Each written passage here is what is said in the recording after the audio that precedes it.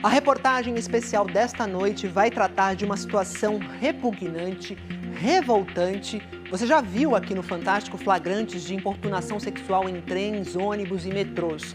Hoje vamos mostrar que esse crime também vem sendo cometido a mais de 10 mil metros de altitude. São histórias de passageiras que foram vítimas dentro de aviões em pleno voo. Elas resolveram denunciar os criminosos, mas não imaginavam as dificuldades que acabaram enfrentando. Não há para onde fugir. Você está confinada entre estranhos a muitos mil metros de altitude. E o inacreditável está acontecendo na poltrona ao lado. Essa é a dinâmica da agonia vivida recentemente por estas 3 mulheres.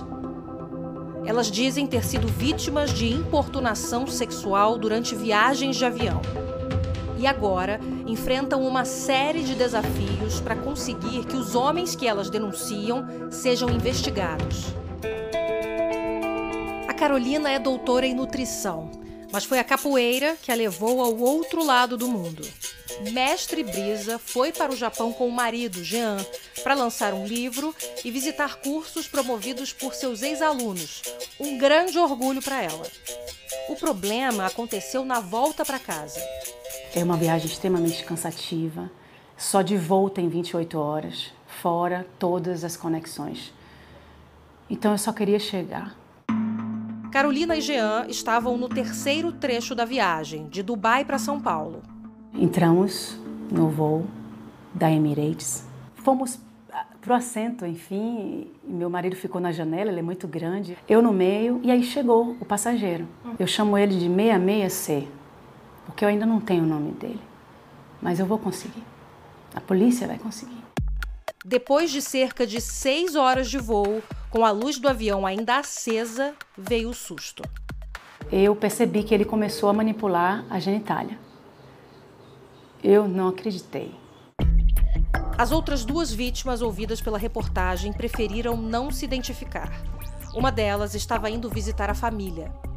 Era um voo nacional, de São Paulo para Porto Alegre.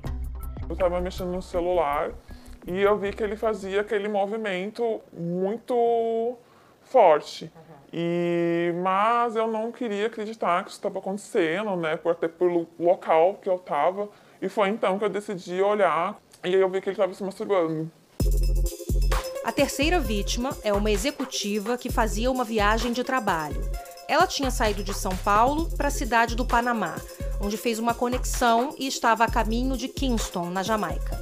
Essa pessoa sentou ao meu lado, esse homem, e no momento que serviram a comida, ou seja, baixaram a mesa, eu notei que ele realmente estava com uma ereção e estava se masturbando.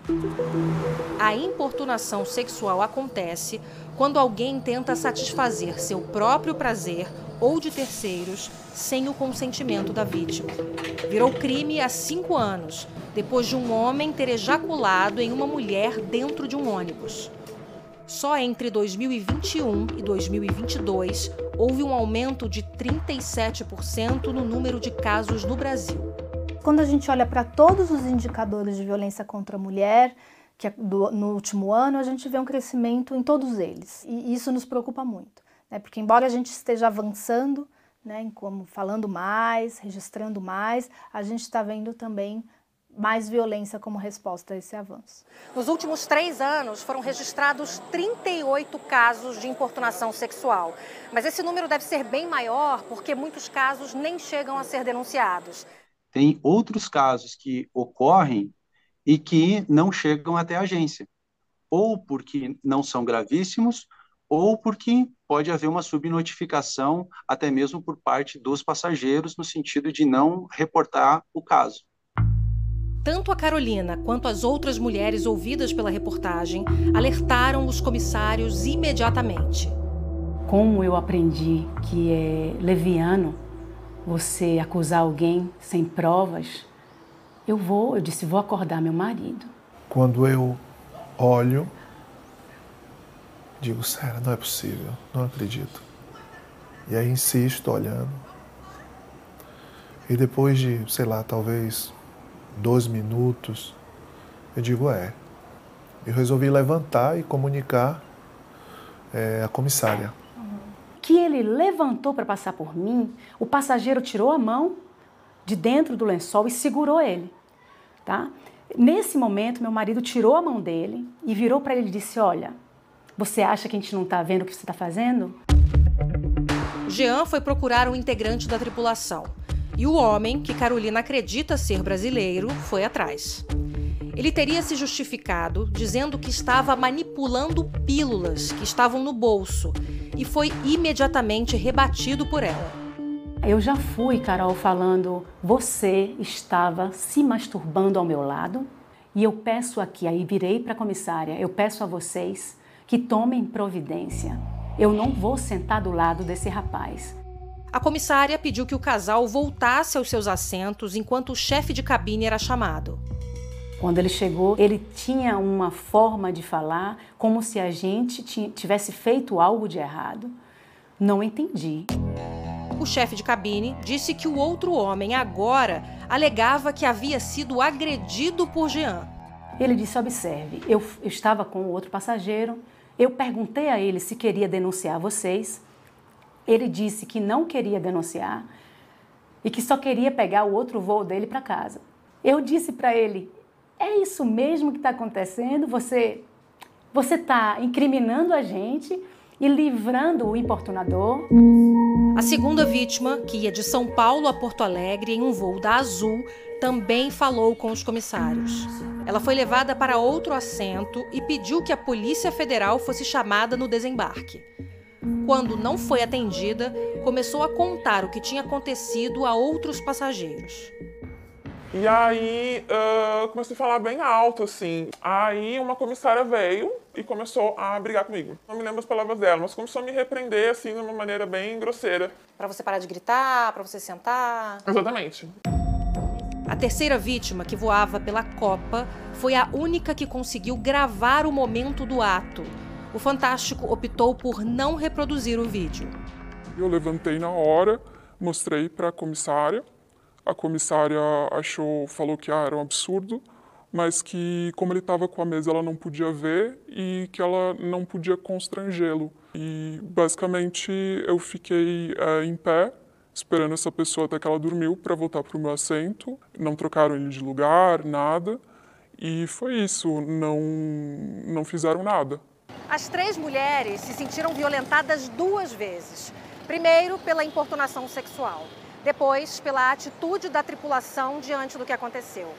Mas que lei pode ser aplicada para um crime desse tipo que aconteceu no ar? Em relação às companhias aéreas, o procedimento é simples. Elas podem ser processadas por danos morais. Mas responsabilizar os criminosos pode ser bem mais difícil, porque as regras são diferentes dependendo de onde o avião estiver. Em voos que estão em território brasileiro, vale a lei daqui. Em voos internacionais, quando o avião está sobrevoando o território de qualquer país, em geral, vale a lei daquele país onde ocorreu o crime. Já se o avião estiver sobrevoando águas internacionais, vale a legislação do país de registro da aeronave da companhia aérea. O problema é que isso abre uma brecha para casos como o da executiva ouvida pela reportagem. Ela é brasileira, o homem é peruano, a companhia aérea é panamenha e o destino final do voo era a Jamaica. No desembarque, ela chegou a procurar a polícia no aeroporto. Novamente olharam o vídeo e falaram: nossa, realmente é um absurdo, mas foi no começo do voo, então é no país que você saiu e a companhia aérea tem que te ajudar. Ela entrou em contato com a empresa, que por telefone pediu desculpas, mas disse que não havia nada a ser feito em relação ao passageiro. Então, para mim, foi nesse momento que eu decidi ir atrás de um advogado e entender quais são meus direitos, porque esse homem pode fazer coisas com pessoas que são mais vulneráveis e, para ele, a companhia aérea deu um passe livre. A Copa afirmou em nota que rejeita veementemente qualquer forma de assédio, conduta inapropriada ou ilegal e que mantém uma política de tolerância zero em relação a tais atos, como estabelecido no seu código de ética. A advogada da vítima diz que é muito difícil que o passageiro responda criminalmente. É uma situação muito mais delicada em termos na logística da investigação. Este professor explica que o Brasil já assinou alguns protocolos internacionais, mas ainda falta assinar um mais recente, que trata especificamente de casos de passageiros indisciplinados, o que incluiria os de importunação sexual. Nós sabemos que o avião transpõe muitas fronteiras rapidamente, por isso a importância das convenções internacionais, porque aí todos já sabem como vai se aplicar aquela situação e não vai gerar insegurança jurídica, que é o problema de hoje. A vítima, que estava em um voo nacional, afirma que vai processar a Azul.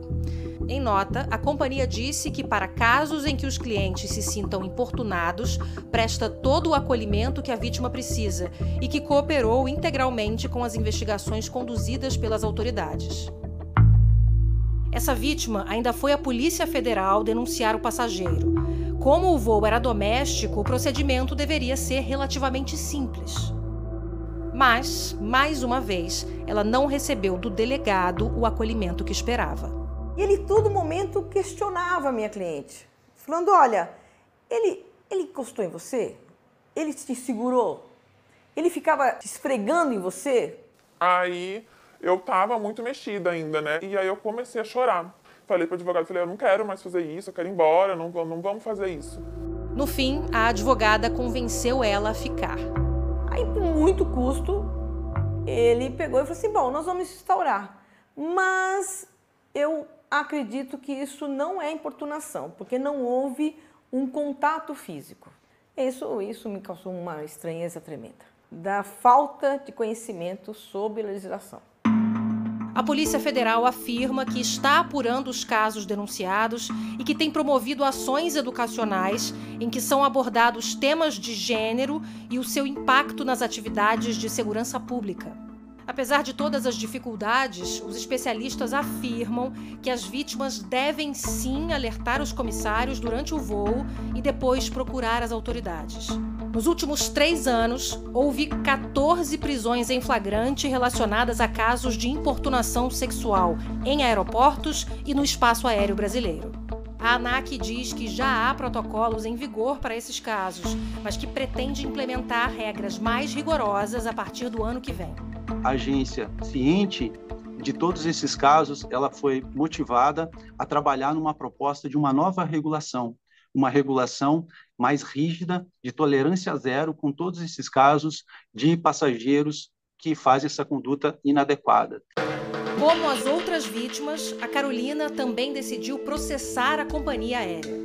A Emirates disse em nota que tem como prioridade a segurança e o bem-estar de seus passageiros e que permanece à disposição das autoridades para fornecer qualquer informação ou esclarecimento sobre os fatos alegados. Por se tratar de um voo internacional, a Carolina tinha desistido de fazer um boletim de ocorrência contra o homem que denuncia, mas mudou de ideia. Quando eu olhei minha filha nos olhos, que eu não pude dizer a ela o que eu ia fazer, porque eu não ia fazer nada, restou uma dúvida. Que tipo de exemplo você dá como mãe à sua filha? A defesa dela vai pedir os dados do passageiro à companhia aérea e acredita que, apesar de o voo ser internacional, ele pode ser punido. Eu não estou vivendo bons dias. Minha vida virou um furacão. Eu tenho uma família.